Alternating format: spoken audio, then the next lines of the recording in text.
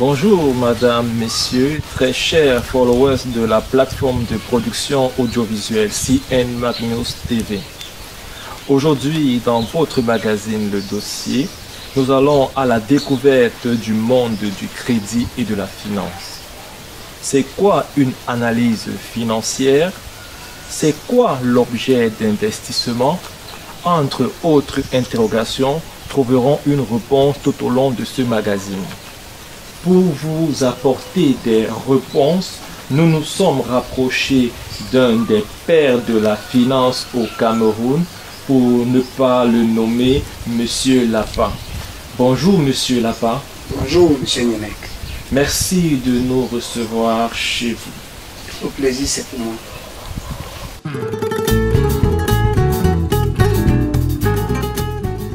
N'oubliez surtout pas de vous abonner au lien qui s'affiche au bas de votre petit écran.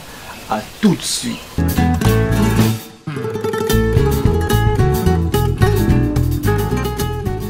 Avant de commencer notre entretien, nous voulons connaître qui est Monsieur Lapa.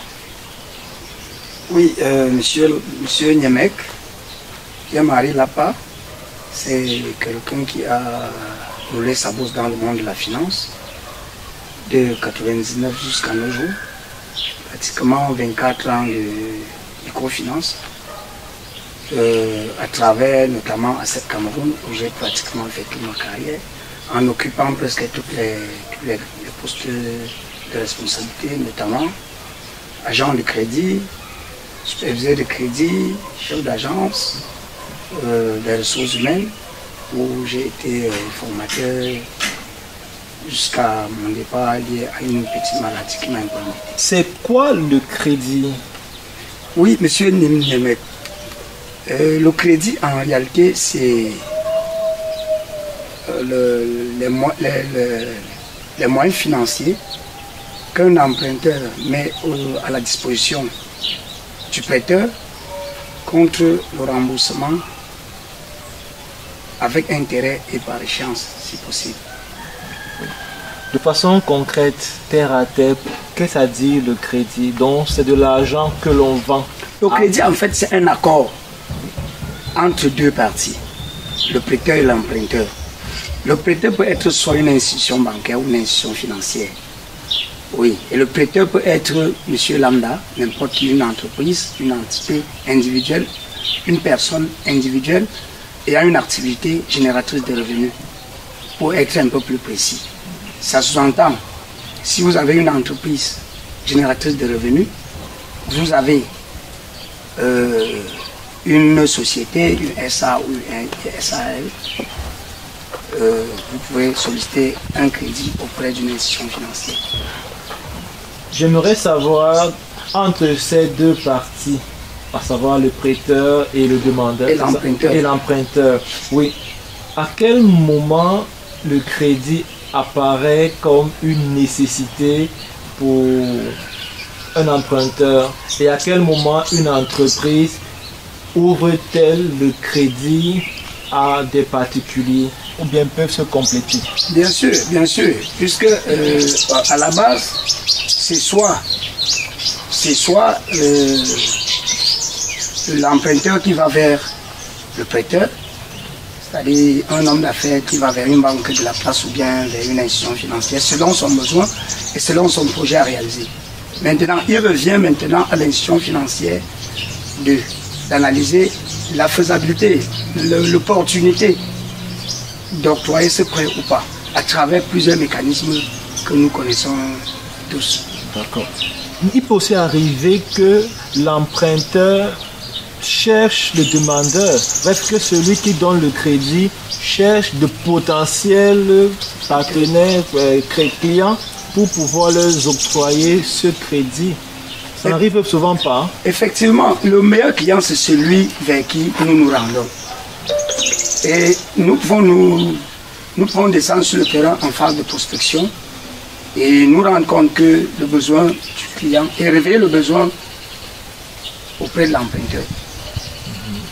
Oui, le meilleur client même déjà, c'est le client lorsque nous trouvons sur le terrain en phase de prospection. C'est le client le plus approprié et nous réveillons à lui le besoin selon l'analyse faite par rapport à son activité. Donc dans la plupart des cas, dans les institutions financières, la prospection est prioritaire et est recommandée pour tous les agents de crédit et tous les acteurs du crédit. Tout à fait. Alors, avant de sortir sur cette première thématique qu'est le crédit, quel est le rôle du crédit? Le rôle du crédit dans la vie d'une entreprise, c'est de pouvoir subvenir à certains besoins urgents, notamment le fonds de roulement, l'acquisition d'un matériel que vous n'en avez pas et vous n'avez pas les moyens de vous l'offrir vous-même. Même le paiement des salaires, ça passe par là. L'extension de l'activité, la réalisation d'un projet à venir, ou bien la finalisation d'un projet en cours. Donc le crédit a un rôle essentiel dans la vie d'une entreprise.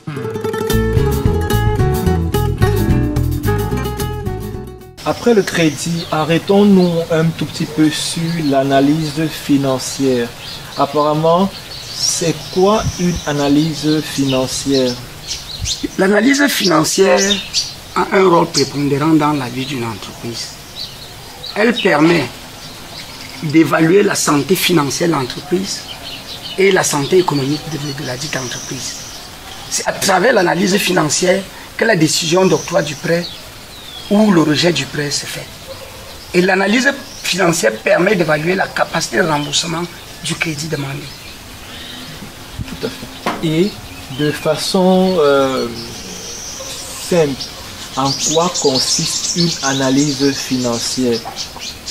L'analyse financière permet de ressortir la capacité de remboursement du crédit. C'est-à-dire la capacité de remboursement. À travers l'analyse financière, nous devons pouvoir ressortir non seulement le chiffre d'affaires du client, oui, les bénéfices, les charges liées à l'entreprise, les charges personnelles. Et à partir de l'analyse financière également, nous devons pouvoir ressortir le montant du prêt accordé au client. Sinon, le risque de surendettement pourra amener le client à ne pas rembourser. Si je comprends bien, l'analyse financière est une méthode importante dans l'étude, le processus d'octroi. Le processus d'octroi d'un prêt. Oui. On va rester sur l'analyse l'analyse financière.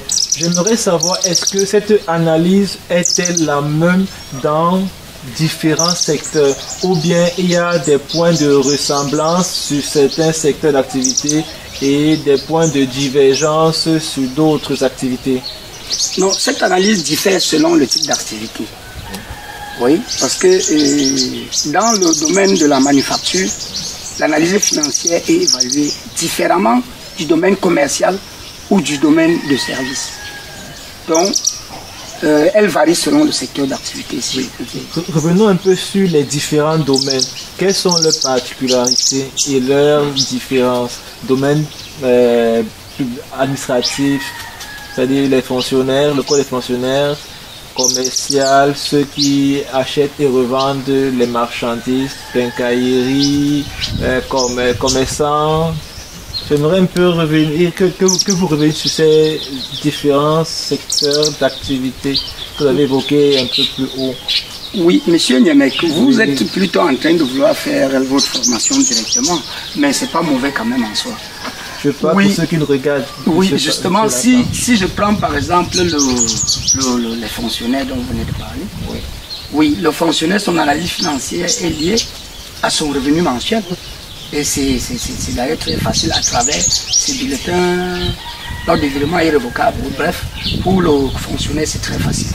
Maintenant, si nous revenons au volet commercial, pour le cas de la microfinance, c'est tellement complexe. Vous êtes obligé de procéder soit par des questions directes ou des questions indirectes. Vous devez procéder soit, et dans des questions directes par exemple, vous devez chercher à savoir, vous devez entrer dans les ventes quotidiennes de l'entrepreneur afin de savoir si afin de ressortir sa rentabilité. Maintenant, recourir également à ses factures d'achat, recourir à son cahier de vente s'il en a un, ainsi de suite.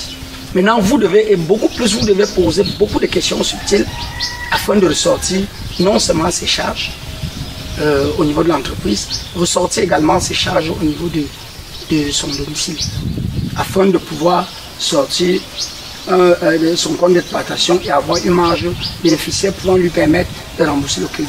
C'est à partir de cette étude que vous allez vous rendre compte si le montant du crédit demandé est approprié pour le crédit demandé ou il faut aller à la baisse. Tout à fait. Et un aspect que vous avez évoqué la dernière fois en off, c'était la bonne foi. Parce qu'il peut arriver que le client soit dans la mesure de rembourser, mais par mauvaise foi, entre parenthèses, il s'abstient. Alors, quel est le rôle de cette étude psychologique dans le processus de l'octroi d'un crédit? Oui, je peux vous dire que la première garantie de remboursement d'un prêt dans le secteur financier, c'est l'activité et la moralité. Ces deux éléments réunis, vous pouvez financer votre client, aller dormir tranquillement sans problème. Maintenant, comment faire alors pour ressortir ces éléments? Ça émane de plusieurs facteurs. L'enquête de moralité. Et comme nous tous nous savons qu'il n'y a aucun baromètre pour évaluer la moralité de quelqu'un, on passe par certaines subtilités à travers des petits renseignements. Bref, c'est un secret de travail que je ne peux pas vous divulguer de toutes les façons.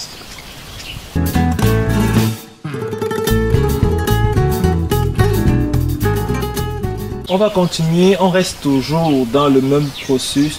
On a commencé par le crédit, ensuite on est passé par l'analyse financière.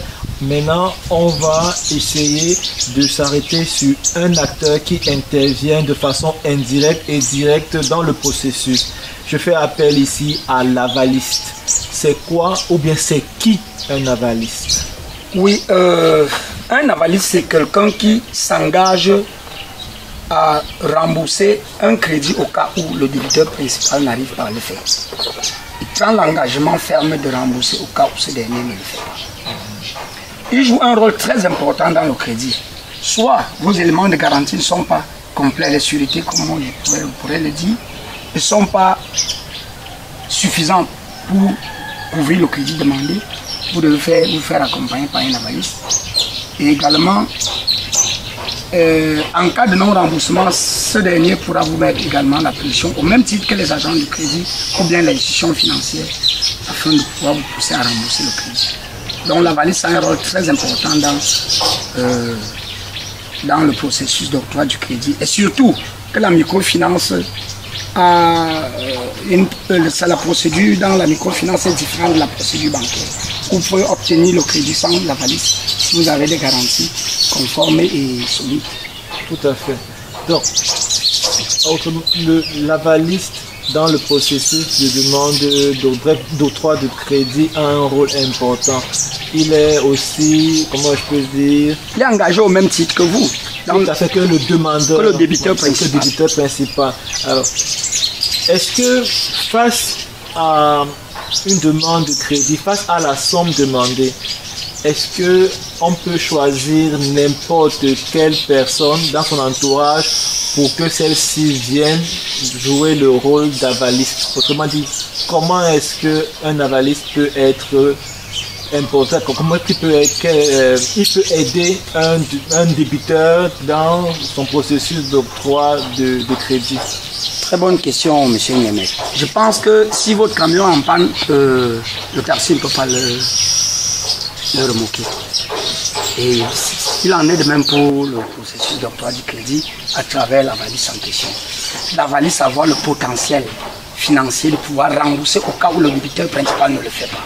Ça sous-entend ceci. Votre employé ne peut pas être votre avaliste. Ah, ça, il faut le savoir. Votre employé ne peut pas être votre avaliste. Simplement parce que si l'entreprise tombe, ce monsieur n'aura plus de revenus. Oui. Ah oui. Il lui-même va perdre son emploi. Il trouvera le moyen de vous couvrir. L'employé peut également signer dans le dossier seulement pour exercer une pression psychologique sur vous.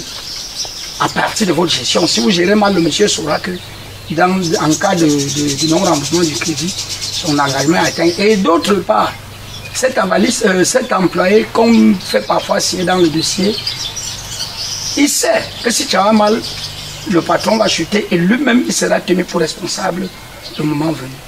Voilà un peu le premier élément concernant le type d'avaliste. Maintenant, pour prendre un avaliste, il faut prendre quelqu'un qui a la capacité nécessaire. Si c'est un salarié, il doit avoir la quantité cécile de son salaire, doit pouvoir couvrir l'échéancier de remboursement de son crédit. Je crois que c'est le 1/3 de son salaire. Parce que pendant la série de rémunération, si jamais elle est engagée, elle ne sera que d'1/3. C'est ce que la loi camerounaise prévoit. Vous ne pouvez pas aller au-delà.